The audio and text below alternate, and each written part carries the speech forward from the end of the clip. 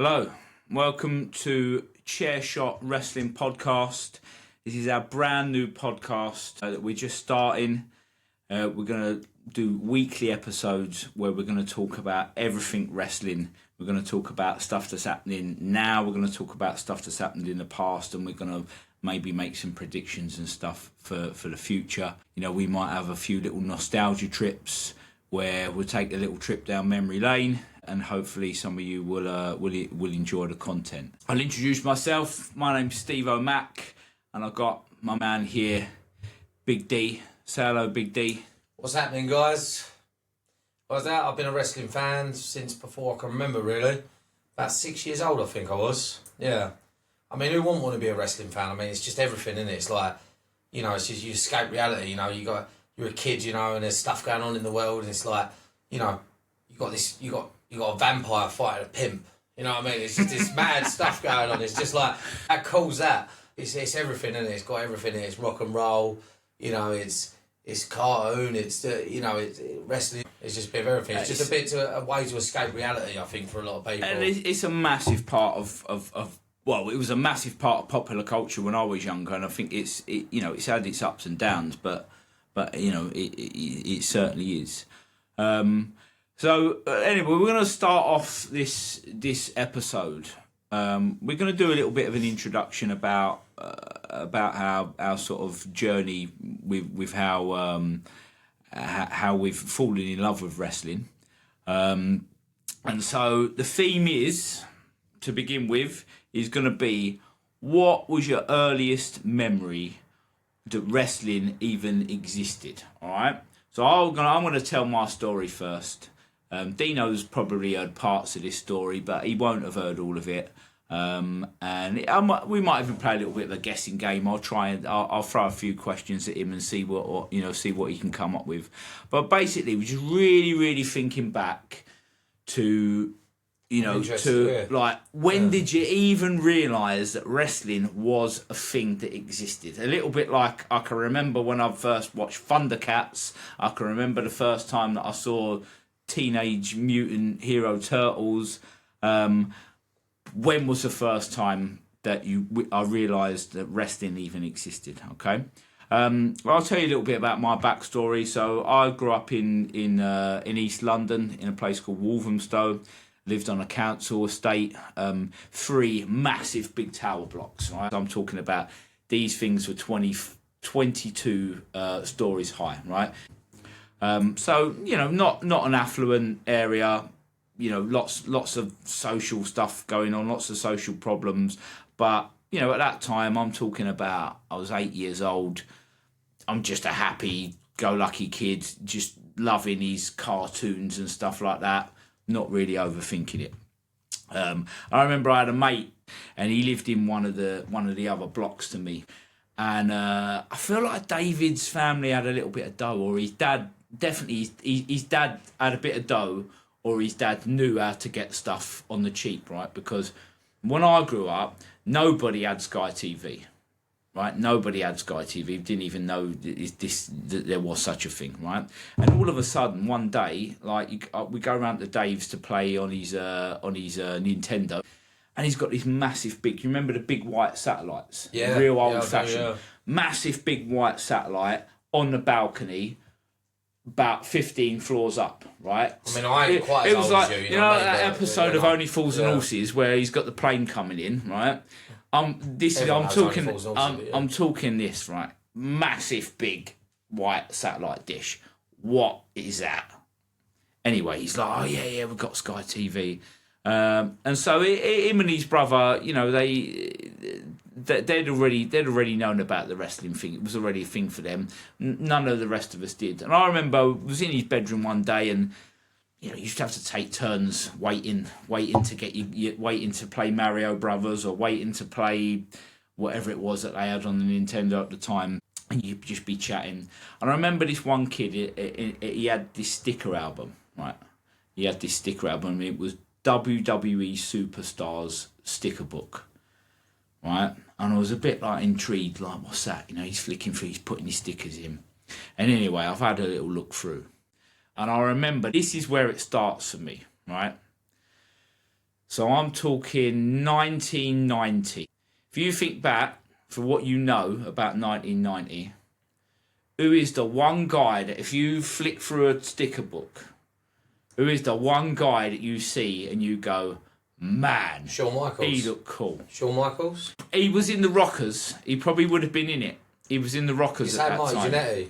No, I'm not saying Mike Jannetty. I'm not saying it was the Rockers at all. Although the Rockers were cool and they were around at that time.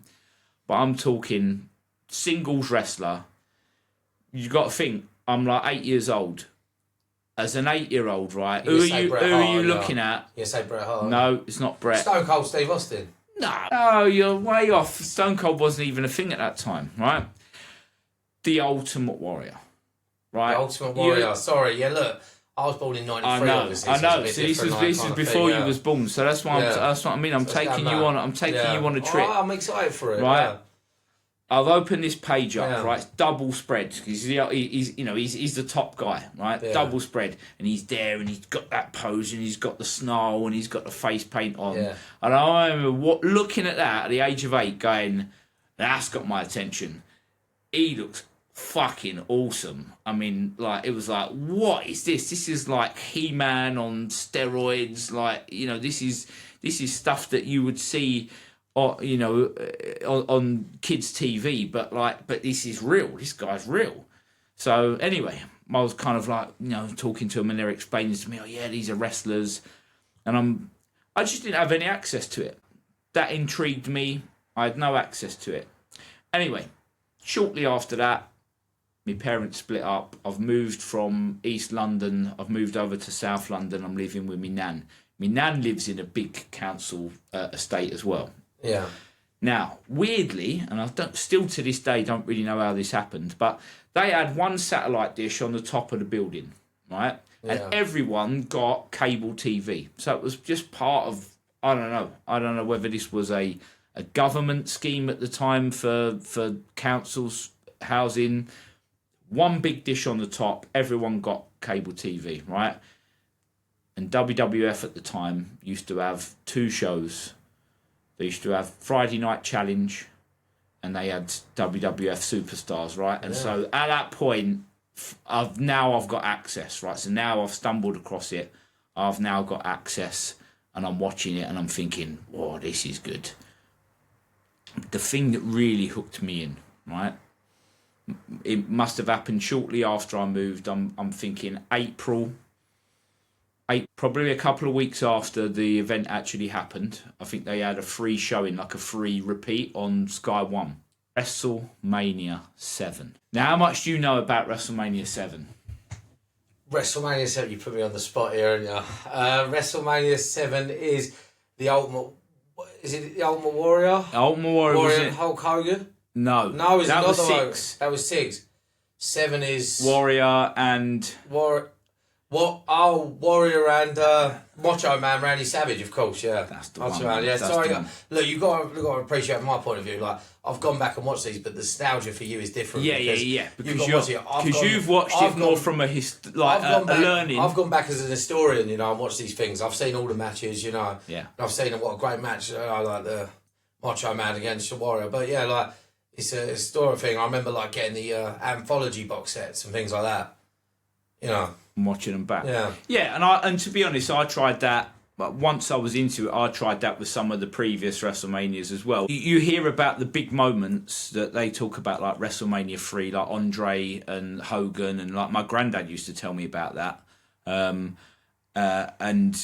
you hear of who was it? Ricky Steamboat and Macho Man, and how good that match was. So I went back to watch those matches, but they don't kind of have that same thing, I don't get that same feeling when I'm watching them matches. So when I think about it now, when I look back on it now, and this is why we're talking about this, like, what was your earliest memory, because it's all going to come full circle. We're going to talk about today's wrestling and link it in. For me, right, watching that WrestleMania 7 show, now I didn't know all of the wrestlers at that point. I only knew like the big ones that got the spots on TV. And Hulk Hogan was a big thing. Everyone knew who he was. It was so easy to know who the heel was and who the face Well, was. this is what I was saying. It's right? easy watching, isn't it? It was simple, right? It was so easy to learn. Like, you were literally onboarded with it straight away. There was no one trying to make it overcomplicated for you. No. It was basically like, this is a show. We are going to guide you through who these characters are. We're going to tell you the story of the match. You before the match even starts, you're going to know exactly who you want to win, right? And it was so easy as a kid to just watch it and go, yeah, he's the bad guy. I don't like him. He's the good guy. I love him, right? And the card, by the way, for WrestleMania 7, if you've never seen it, the card was superb.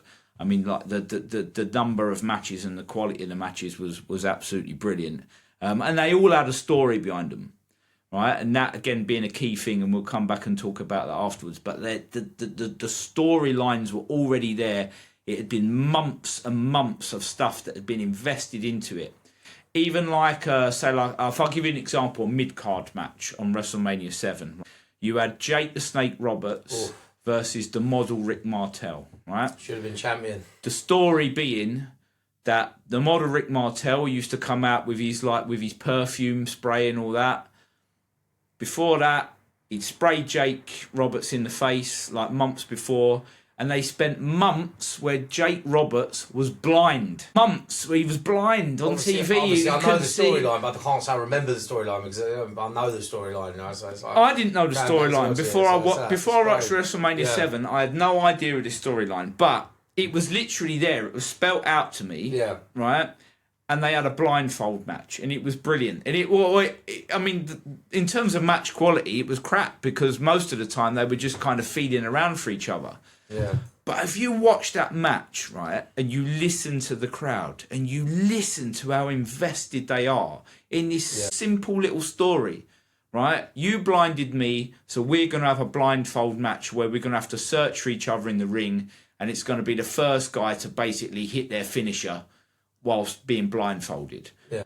Every time like they were searching for each other or Jake was searching for him and he nearly got him, the crowd were just going like mad.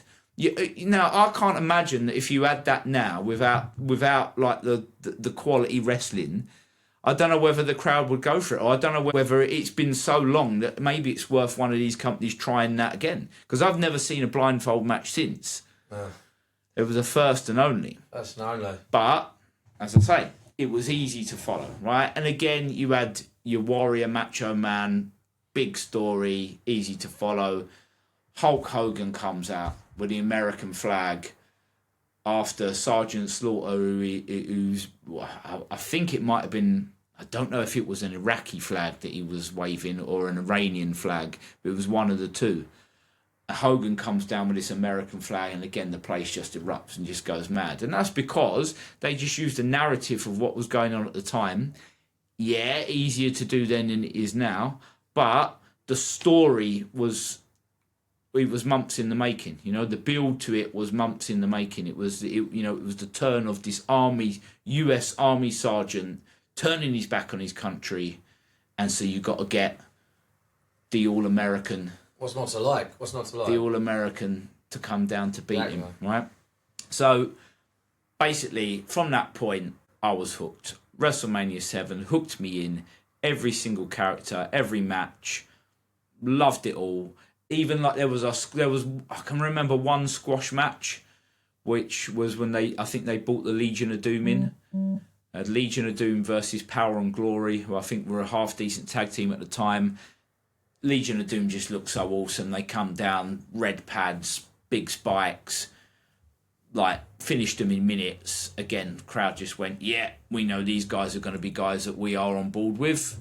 Like there was no need to tell a big story of that one. It was just easy. These geezers are cool. They're badass. Like, we're having some of that. Everyone wants to be a badass. Everyone wants to be a badass. So by the time I reckon this was in April, I watched WrestleMania 7. By the time June comes around, right, it's my birthday. I've got all I've asked for is money. I just want money for my birthday. I just go and spend it all on Hasbro wrestling figures, the whole lot. I just bought as many as I could get, and that was it. That was me for about the next 4 years. Hooked, loved it. And still today, but there's been breaks. There's been breaks, but certainly from that point, for the next 4 years, totally invested, and it was as easy as that. To capture a kid that loved watching cartoons, it was as easy as that, and you got me. And God knows how much money like my parents spent on wrestling merchandise at that point. And I'd never got to go and see a show because, as you know, like until recently, like we weren't that lucky with having wrestling shows in the UK or in England. They were very few and far between. We did get the SummerSlam in '92 at Wembley, but I wasn't lucky enough to go to that, and so my money was invested in figures, T-shirts, all of that kind of stuff. So that is earliest memory. Started with a sticker book. WrestleMania 7 hooked me in. I'm a wrestling fan for life. There you go. Dino. On to me. I haven't heard this story, so I'm interested. I'm hearing this for the first time. Apologies, everyone, because we are a couple of technology jobbers. We lost the mic feed, so Dino will tell his story in next week's episode. Right, okay, we're back.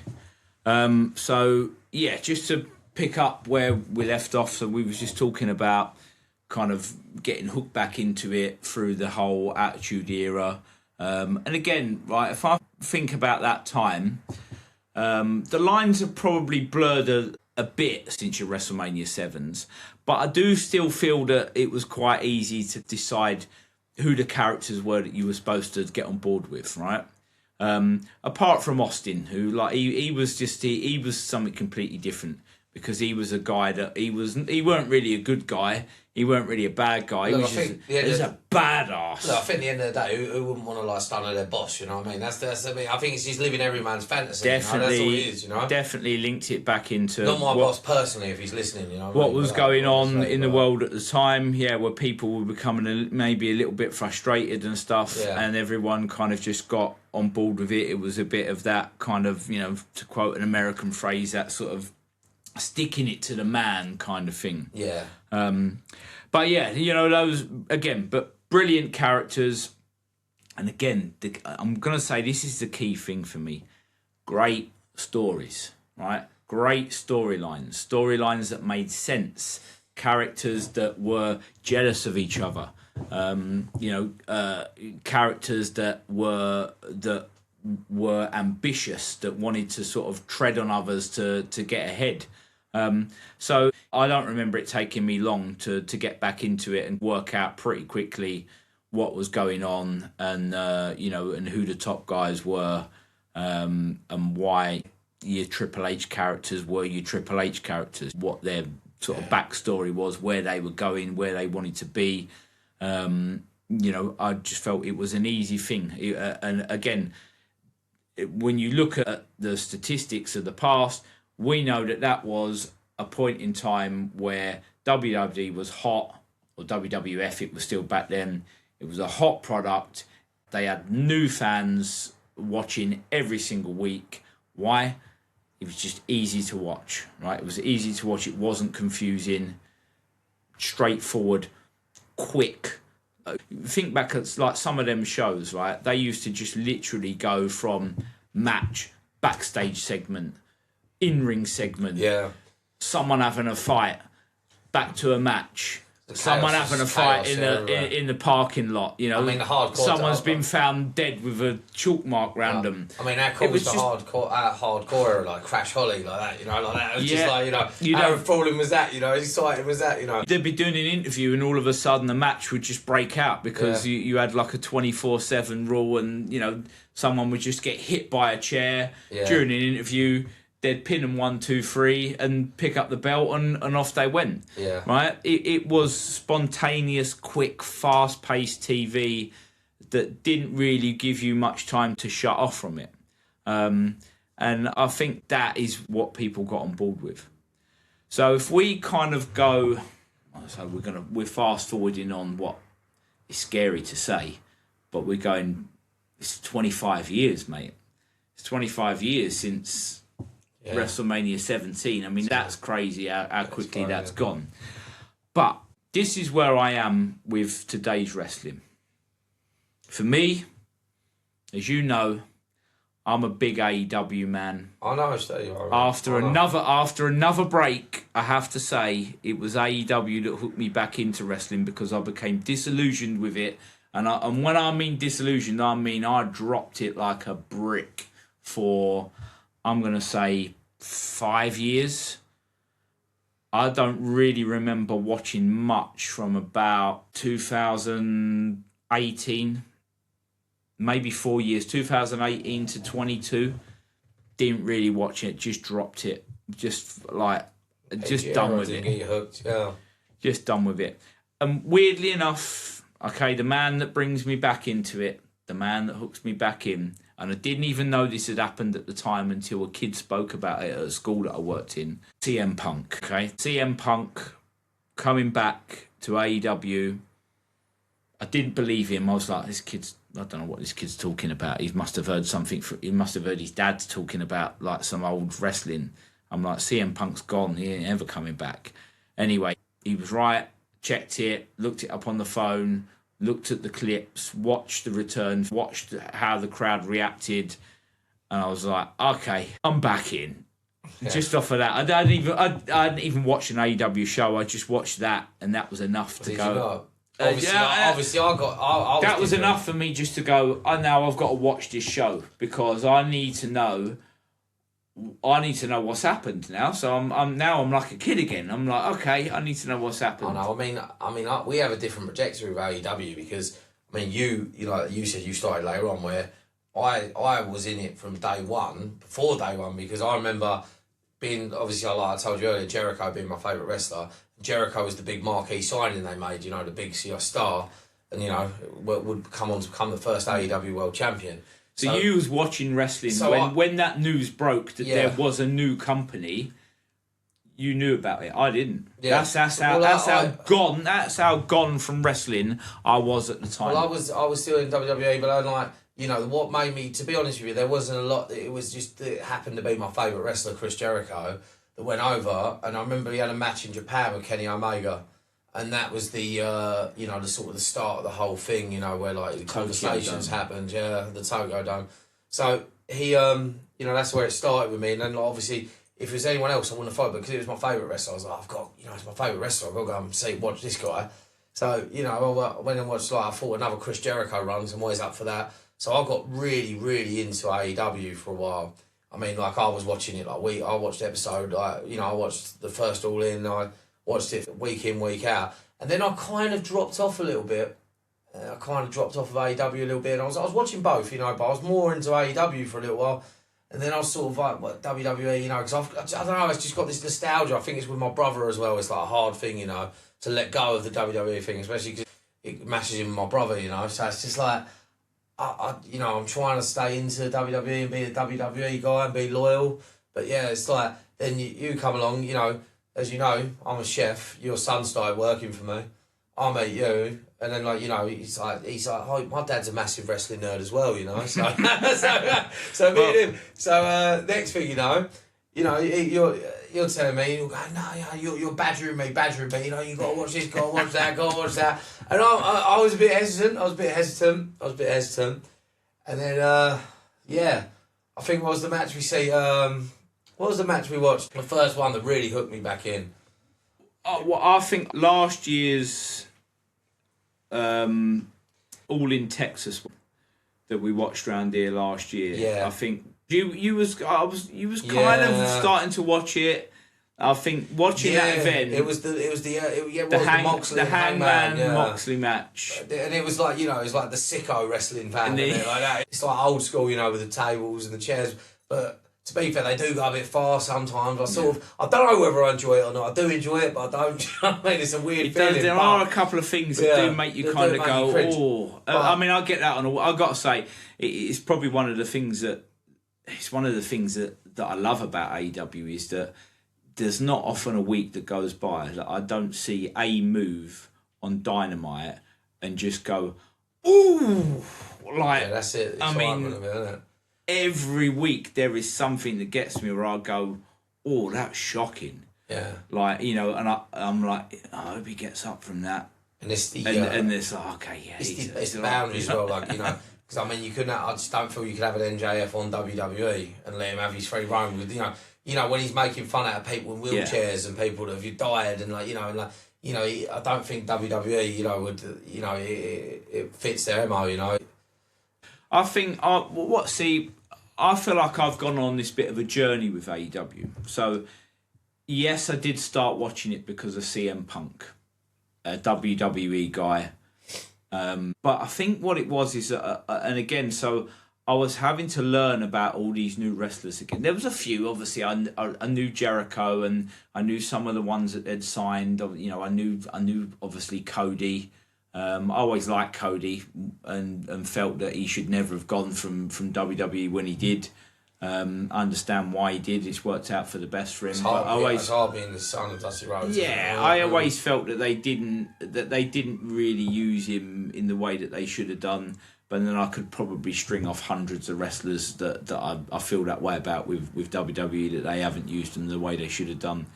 And so I'm watching AEW, and I'm learning these new guys, right? So I'm coming across Darby Allin is one of the first ones that I look at, and I go, oh, and he's got Sting with him, and I'm like, okay, this guy looks pretty cool. And then MJF, instantly, like within minutes, I was like, I love this guy. This guy is great. He's Ric Flair reincarnated. Yeah, this guy just comes straight out, gives the finger to someone in the crowd, and I'm like, yeah, I like this guy. He's pretty cool. Kenny Omega, I didn't watch much of him when he was in Japan. I sort of knew of him, but can't really say that I was ever watching any of his matches with Okada. Obviously the famous ones. I knew of the match against Jericho, but didn't watch it. So I'm now watching Kenny Omega on a weekly basis for the first time as well. And it was, in a way, it was exciting. So almost like starting from scratch again. And again, I told you this was going to come full circle. So this is kind of going back to when I first started watching at WrestleMania 7 and learning all these guys for the first time. I'm now going through this process again. I'm investing time in it to learn about these characters. But the style of wrestling just blew me away. The stuff that I was watching. The Young Bucks and the Lucha Brothers. One of the first pay-per-views that I watched when I got back into watching wrestling and watching AEW. The Lucha Brothers versus the Young Bucks inside a steel cage. Absolutely blew me away. I just watched it. I was just like, it's one of the best matches I've ever seen. It's easily the top 3 cage match that I've ever seen. You know, and they kept kind of producing these matches again and again and again, and then they're just doing them on normal weekly TV, and I'm like, this is crazy. Like, how can you have matches this good? And I guess it's because we didn't realise at the time, but for so many years we were starved of good matches watching WWE. You watched it because there was nothing else to watch, right? There's no rival. Yeah, great characters, but in terms of match quality, when I think about probably like a 10-year period, there wasn't a lot to pick out of a full 10 years in WWE. And it was, and it's only AEW that highlighted that. Especially the tag team division. I mean, the tag team division. I mean, you look at the Attitude Era. You had, the Dudleys, the Hardys, Edge and Christian, the Outlaws. APA, like Too Cool, even such characters. It just took such a dive. I feel like they were just giving the tag team titles to just anyone at that point, weren't they? And it was just so that was. So you loved that era of tag team wrestling, right? And I must admit, I enjoyed that as well. Before that, I think there was a drop-off at the point when I wasn't watching WWF. There was a drop-off where the tag team wasn't really that important. I don't remember anyone talking about who the top tag teams were in 94, 95, 96. Like, it's almost like if you say to someone, name me the top tag team around that time, people just scratch their head and go, I can't even really think. When I first started watching it, you had Demolition, Bushwhackers, The Rockers, The Nasty Boys, The Hart Foundation, Earthquake and Typhoon, Legion of Doom. I mean, the tag team division was stacked. It was like there was just so many Same as the great. Yeah. And then they repeated that, and again, I think tag team wrestling, for me, if you tell the story right, tag team wrestling can be some of the best matches that you can watch. All the near falls, all the he just got in and broke it up. But I feel like you can only tell that story when you've got like a tag team that is that sort of we'll do anything for each other type tag team. I don't feel that you get that when we've gone through phases where you have just two single guys. The hot tag. You know what happened to the hot tag? The build up to the hot tag. The big buzz of the hot tag. Everyone is goes he going to make it? Is he not? You know. Yeah. When you get two singles wrestlers that have just been thrown together because they've got nothing else for them to do, it just don't work in the same way for me. A tag team, I don't know about you, right? I might just be a wrestling traditionist, but for me, a tag team, they've got to have outfits that are matching in some way. Yeah, of course. Yeah, it's like a team, isn't it? It's like a team. Like a sports team is a sports team. It's got to be colour coded. It don't have to be identical, but there's got to be some kind of outfits matching. If you're just two guys that just are two individuals thrown together, that don't work for me. No, I feel you there. That don't work for me in a tag team. I'm not a big fan of it. Never was. And I do feel, the news that's broke this week, WWE have released the New Day, Kofi Kingston, Xavier, however you want to pronounce his name, Woods. Massive links, or people thinking, right, these guys are going to go to AEW because that's where the tag team division is at the minute. I mean, realistically, you could have, if you had, what would be cool, if you had the New Day, FTR and the Young Bucks, you've got another, possible TLC like the Hardys, Dudleys and Christians kind of vibe there. And, that's pretty great. There's lots of stuff that they can do. I mean, I think it's interesting that WWE have made these. Well, technically, apparently, it wasn't a release. It was TKO trying to tell the New Day that they had to renegotiate their contract, i.e., take less money for the same deal that we'd given you a year ago. They've decided that that's not for them. They've decided that they wanted to be released, and so they've parted ways from the company. Now, WWE tend to have a 90-day clause where when you get released or you're out of contract, it tends to be more a release that you can't go and compete for another company within 90 days, right? So we're looking at 3 months. We're beginning of May, so we're going beginning of June, beginning of July, beginning of August. So technically, AEW could still get New Day in 3 weeks before their biggest show of the year at Wembley, and they could sell a massive amount of tickets, I think, just off the back of that. I think if they time it right, they could even do a little kind of. They could beat WWE at their own game here, right? Because recently, and I don't know whether you picked up on this, but when there was lots of talk about the Chris Jericho situation, and you was adamant that he was going, you thought I was 100% he was going back to WWE. It made sense. It made sense. They had a lot of stuff. They had the thing with Danhausen with the crate, and everyone going about, that could be Jericho. You had 3 or 4 weeks where there was definitely catchphrases. I even put a tenner on him to win the Royal Rumble, I'll be honest with you. There was definitely catchphrases and little Easter eggs that were being dropped by WWE stars in promos linked to Jericho, right? Punk 100% said something about you, like you just made the list. There was a couple of others as well. There was references to Break the Walls Down, which I think they then said it was about an episode that they did for Stranger Things.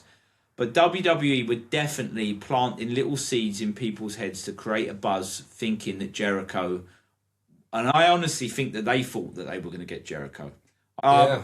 I think It we'll was hear. a shock. It shocked everyone. I think we'll hear about this in years to come. I think that Jericho thought he was going back to WWE, but I reckon what's happened is that I think when it came down to negotiating the contract, Jericho realised that he wasn't negotiating with Vince McMahon anymore.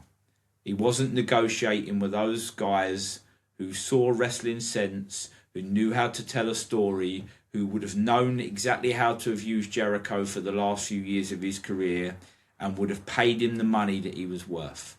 I reckon these guys at TKO probably gave him an offer that he laughed at, said, okay, I'll go and think about it.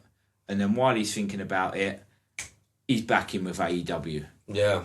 Right, and he's made his decision that that's what he's going to do. Yeah, I feel like Vince was still around, whatever, like you feel about Vince, it wouldn't have happened. They would have known. Come back. I think TKO probably wanted to bring Jericho in just to retire him. Yeah. And maybe give him the same treatment that John Cena got, who, if you're going to treat your biggest ever star, your biggest ever draw and moneymaker, probably, you're talking like Cena and Hogan, probably the two biggest ever. In terms of longevity, if you're going to treat Cena that way, right, the chances are you're going to treat Jericho a lot worse than that, because he's a guy that left and tried to start up a rival company. Look at the way they treated AJ Styles. AJ Styles never did anything to WWE. He never gave them anything other than 100%, right? And look how they treated him. They sort of barely gave him a send-off. So I'm just wondering whether Jericho, and look, we know Jericho's got an ego, right? Because of course he has. And why not? He deserves to. The White Tyler of rock and roll. Jericho's one of these guys that almost deserves to decide how he wants to go out, right? And not have someone tell him, you're doing this story, you're doing that story. He deserves to be in a room with these story writers to say, this is how I want my final story to go. Right, because he's been around for that long and he's achieved so much that I just think that's what he deserves. Anyway, we've gone off track. So with the whole Jericho thing, they were definitely dropping little Easter eggs, and I reckon AEW have got an opportunity if they know that the New Day are coming in at the beginning of August. Between now and then, they can literally have their stars go out on Dynamite, on Collision, and just drop little hints for 3 months, right? Just to stir everyone up. Yeah. And then you get this big introduction. And, I think they sell tickets. For me, for Wembley, they sell tickets. Yeah, of course they do, mate. You're talking about two guys that it's not like they're even past it. He's like one of these. How long ago was Kofi Mania? That wasn't even that long ago. 8 years ago? The guy's unbelievable.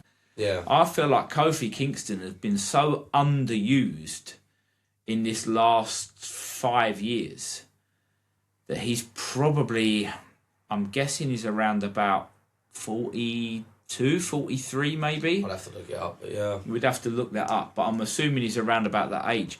I feel like he's easily got another 3 or 4 years of being a top guy that can have great matches.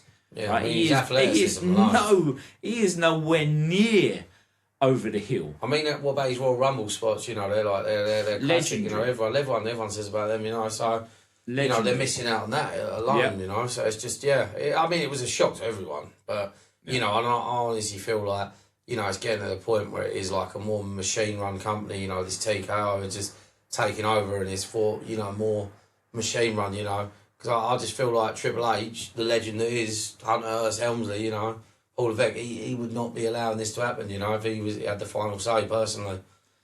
It does feel like he's sort of stuck between a rock and a hard place. I feel like over the years we've seen that he is a guy with an ego. He is an ambitious guy. He has been power hungry. He has politics his way into the position he's in, but now he's in that position, and these deals are struck with these companies like TKO that just, don't get me wrong, they're making a massive amount of money, and they're making more money year upon year, but it's a modern day way of making money through social media and through through sponsorship and through advertising and through networking, that I feel like it's still short term. It makes a massive amount of money, maybe over a 5-6 year period, and then all of a sudden people lose interest in it, and as soon as they do, they time the sale of it like really well. That's what these guys earn their money for. That's what they're renowned for. No, I agree. Is that they get in at the right time and they get out at the right time.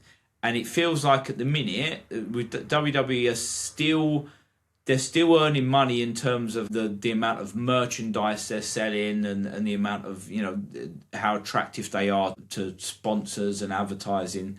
But there will become a time where if the product isn't great and you start to lose fans and other companies start to gain these fans, that there does become a point where you have to get back to basics. And again, I'll go back to what brought me into wrestling. First of all, I'll go back to the things that brought me back to wrestling. Great characters, great stories. It's as simple as that, right? The wrestling doesn't have to be great. I feel like I'm spoilt at the minute watching AEW.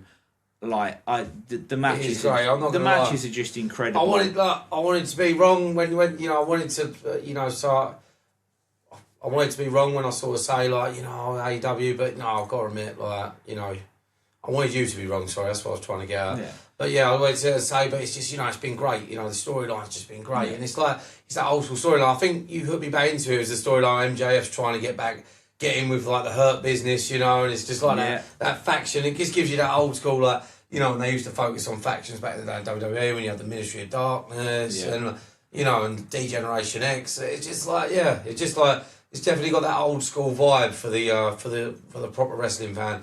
Don't feel like it's just suited for the social media and the casual fan. And I think that's because the owner genuinely is a wrestling geek.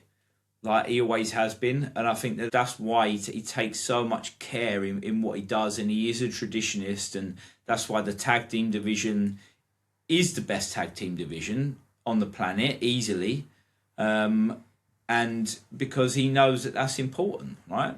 And don't get me wrong, look, not everything about it is brilliant. I think they've had times. They definitely had a blip. I want to say maybe about 2 years ago. Yeah, I think that's when I sort of tapped out and started where the stories were a little bit disjointed and for some reason it just wasn't. Do you know what it was? I think Tony Khan was sort of finding his rhythm.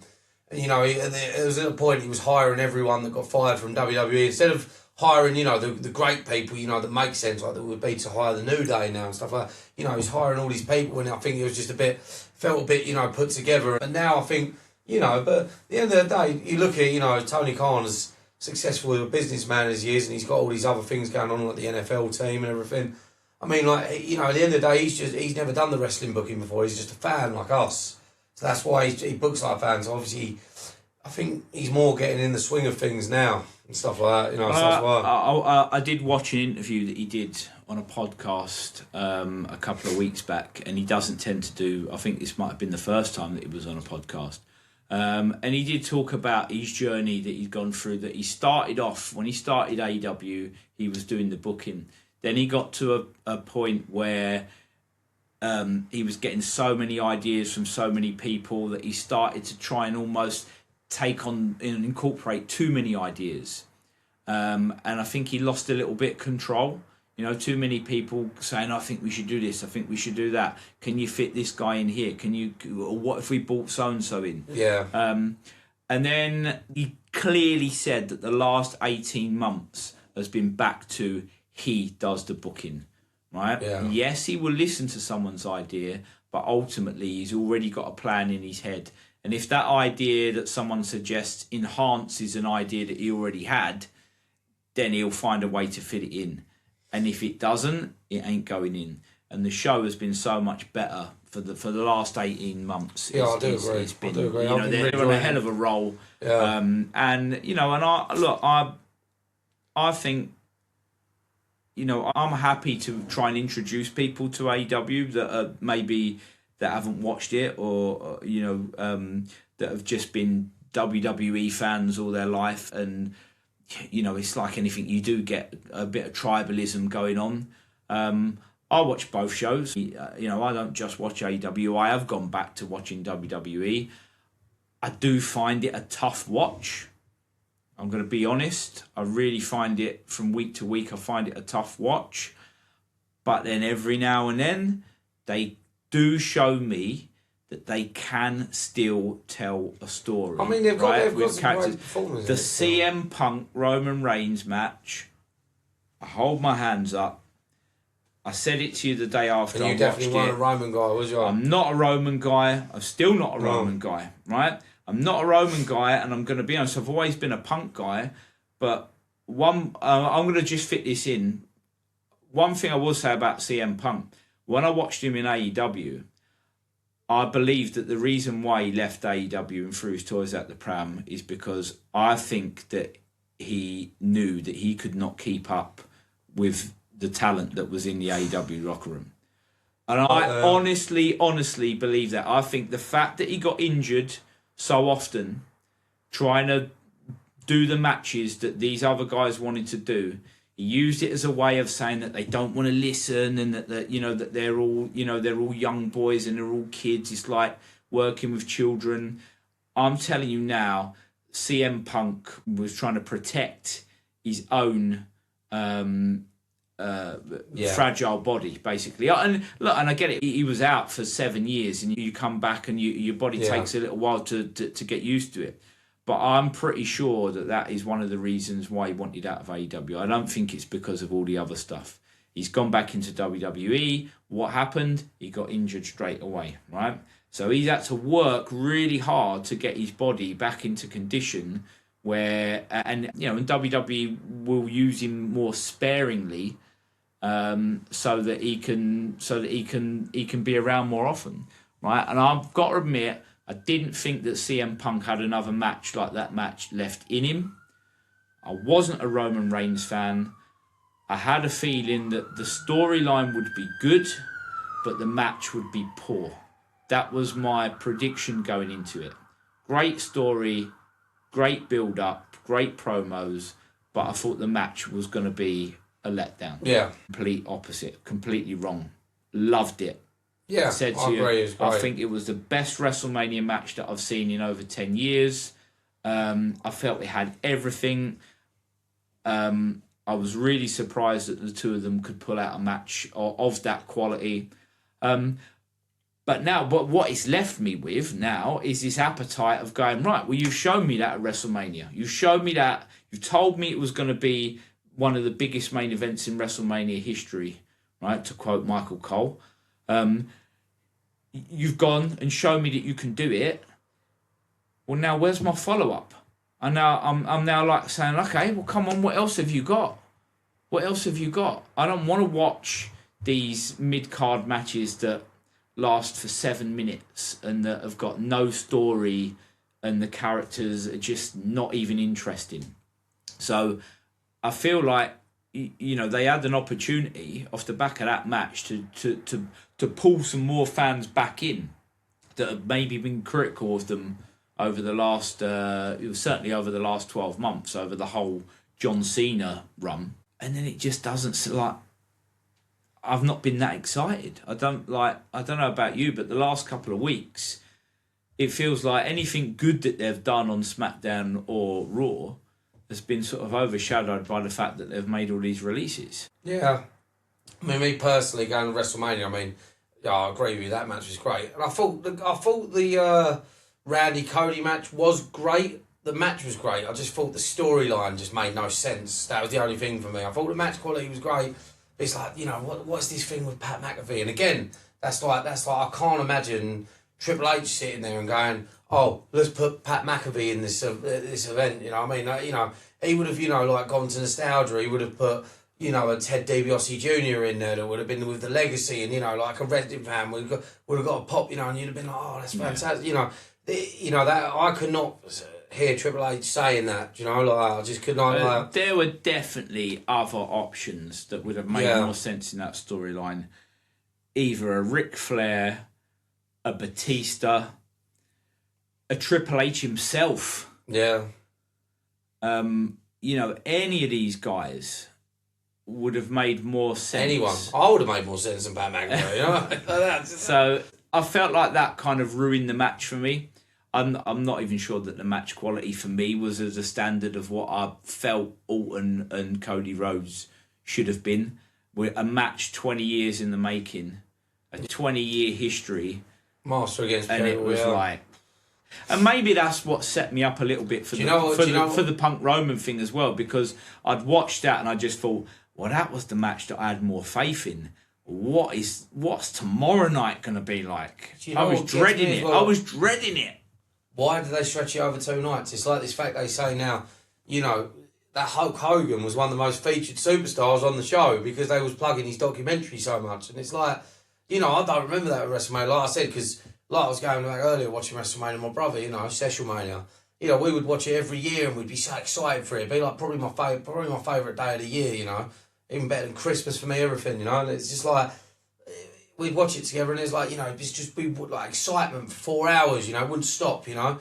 And now it's like, you know, do they need to stretch it over 2 days and plug all these adverts and all that? And like, I don't know. Yeah, it just feels very much more corporate run these days. Yeah. Well, I mean, you know, over the coming weeks, we're going to find out a little bit more. I did read something that popped up today online about something about Roman not being called in to renegotiate a contract. So I don't know what that means. I don't know whether that means that there was no need to, or whether or not that they were in talks of doing an extension. But it seems like something's happened there, and also it was a comment that he made after he won the belt at Mania about not being away for the whole summer and making sure that I'm sure he specifically said that he would be around to spend the whole summer with you guys, like, you know, talking to the crowd. And then there's some news that's been dropped that actually all of the shows that he was booked on in June, he's now been removed from all of the promotion work, which would kind of suggest that maybe he's having June off. It's going to be interesting to see what happens when Backlash, I believe, is this weekend. Yeah. So should be a good match, right? Jacob Fatu, Roman Reigns on paper. He's a breath of fresh air, isn't he, Jacob Fatu? He's a great wrestler, and he for a come from that Samoan dynasty, who isn't, you know, but. Does Roman retain? If he loses the belt, that would suggest to me that there's something gone wrong. Because if he comes out the day after Mania and says, I'm going to be with you guys all summer, and then all of a sudden, 1 month on, not only has he lost his belt already, but he's also being taken off the promotion for a lot of the shows in June. Something has gone seriously wrong. Especially like, what was his last title run, you know? Like, was it 4 years? Yeah, something like that. Yeah. I mean, I must admit, I missed all of that because I mean, the Bloodline storyline was great. That was a storyline that was. Most people said that was an exciting time where everyone thought that you had the changeover from Vince to Triple H taking control of the booking. You had TKO taken over, and they started off on fire, right? By all accounts. I personally didn't watch it because I hadn't tuned back in at that point.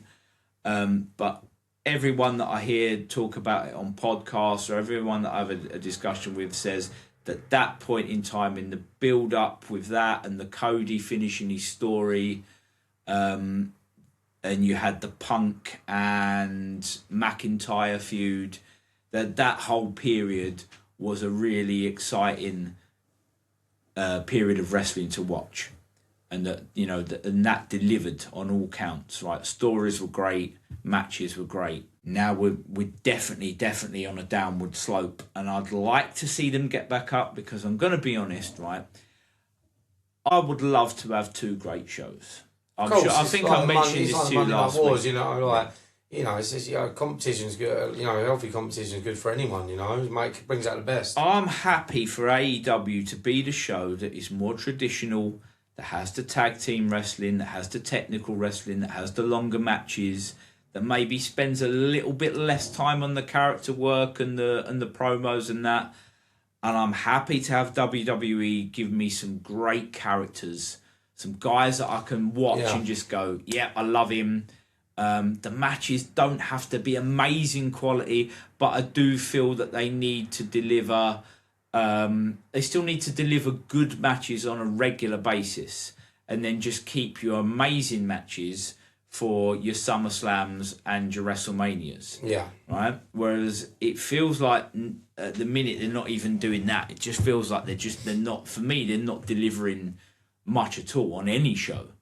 And that's where I'm struggling with it, because I've got this one show here that is giving me high quality matches, and I've got this one show here that just keeps telling me how good everyone is and how great everyone is, and keeps ramming merchandise down my throat, and keeps hitting me with adverts every 2 seconds, and I just can't get on board with it. I'm going to be honest. I'm really struggling. No, I feel you. But yeah, let's hope that they can, because they have got some exciting characters on it. They've got some great talent on it. I love Seth Rollins and that. I love Roman. Not for his wrestling ability, but he's always like the tribal chief character. I mean, I probably like a lot more because I was more in to watch the Bloodline storylines. I like the tribal chief character and everything. They've got some great characters, like I said, and they have got enough there to salvage it. Like 100%. Braun Breaker, he's up and coming, he's fantastic. I'm with you. In actual fact, is he not called Braun Steiner? I don't understand. Why? I just don't get it. This could be a good way to finish off the first episode, right? We'll talk a lot about AEW in the coming weeks, but to finish this off, while we're talking about WWE and what they can do to salvage it, right? Give me one guy. Hang on, what have we just had? WrestleMania 42? Yeah, I believe so. Okay, so we're going 2 years ahead, right? We're going WrestleMania 44. Give me one. We'll just give just one superstar that you think that they could elevate from now, from wherever they are now, right?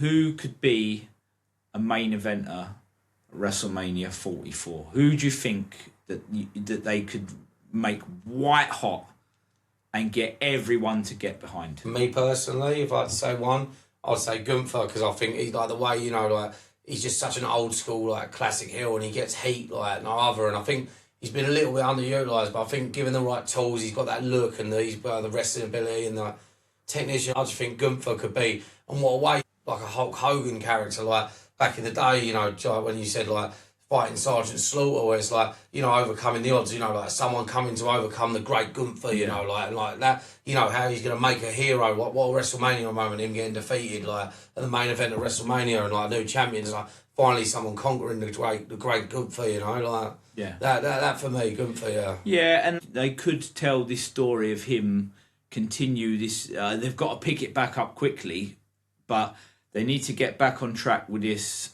career killing thing. Yeah.